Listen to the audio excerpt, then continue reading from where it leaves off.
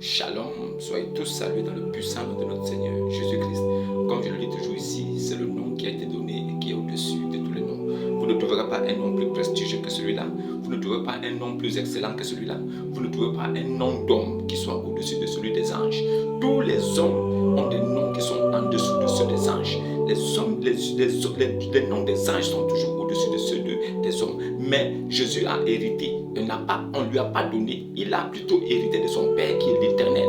Jésus a hérité d'un nom plus prestigieux que celui des anges. Donc il est Dieu. Il a tout hérité de son Père. À cause de ça, il est Dieu. Il a hérité de la divinité de son Père.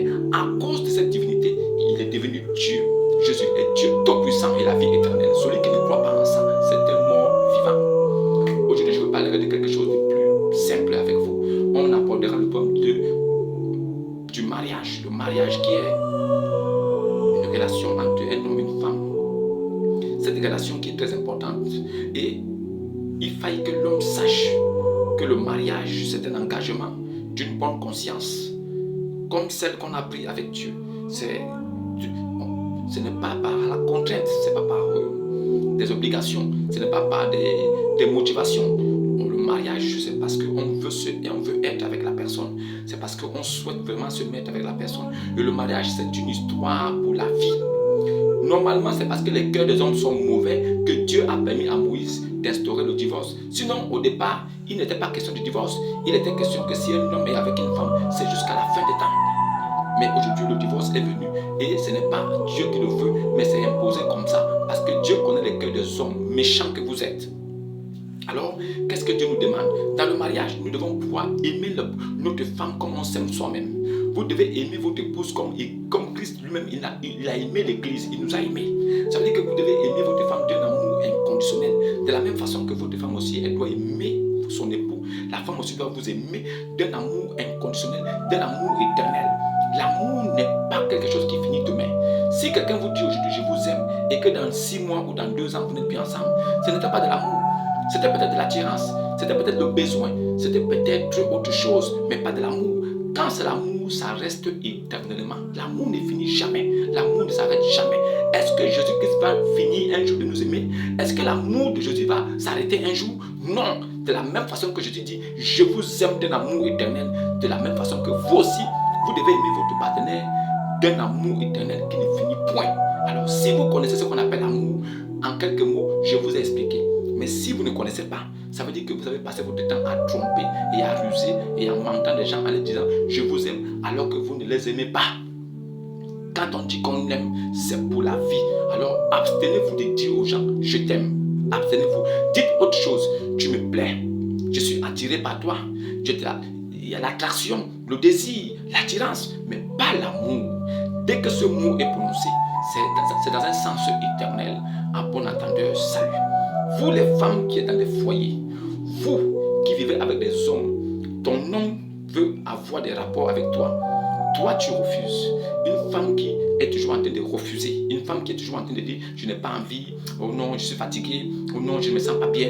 Quand ton homme vient à toi pour revendiquer de toi ce qui lui appartient, femme, ton corps ne t'appartient plus.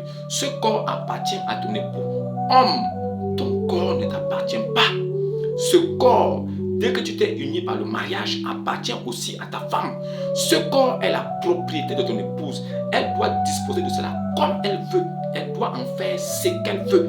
Vous devez vous donner l'un à l'autre sans condition, sans restriction. Si tu es marié et que tu ne connais pas que ton corps appartient à ton partenaire, c'est que tu n'es pas encore marié.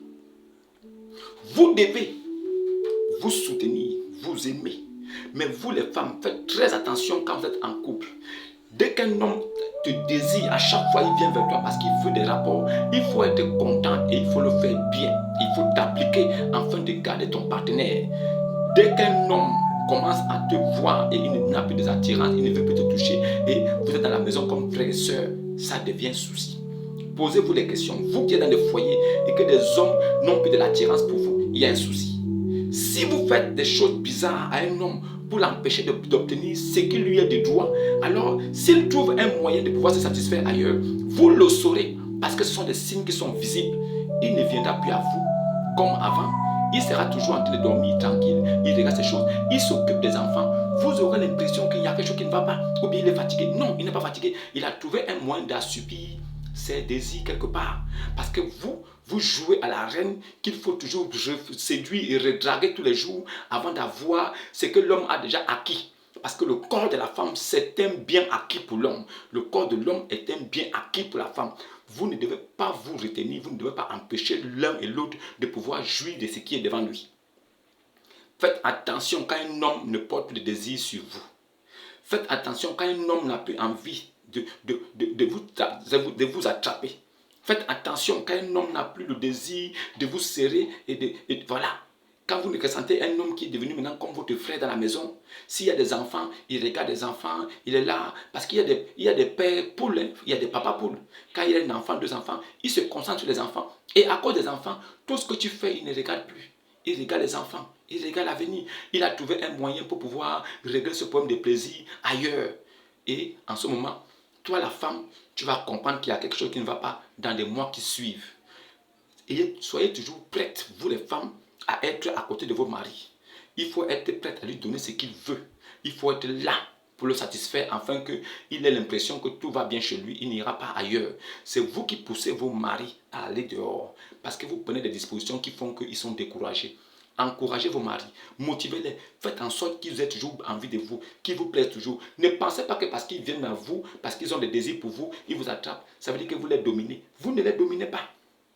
Ils viennent à vous parce qu'ils savent que vous les appartenez. Mais si vous voulez jouer à la reine qui pense que non, je le domine parce qu'il vient toujours à moi, il pourra trouver une autre dehors qui va lui donner la même chose. Parce que la femme, même si elle est dans la maison, n'oublie pas que tu étais d'abord chez tes parents. Et que tout ce que tu as en toi, d'autres femmes aussi l'ont dehors. Ne l'oublie pas. Quand tu es au foyer et que tu as déjà un enfant, deux enfants avec un homme, fais tout pour rester bien là-bas. Parce que ce n'est pas un autre homme qui viendra te prendre là-bas après qu'un autre homme ait déjà pris tout ce qui est bien en toi pour pouvoir te garder chez lui. Ça va être compliqué. Ne faites pas en sorte que l'homme se retourne pour regarder dehors alors que tu es là avec lui.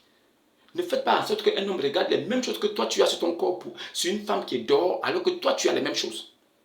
Celle qui est dehors ne te dépasse en rien.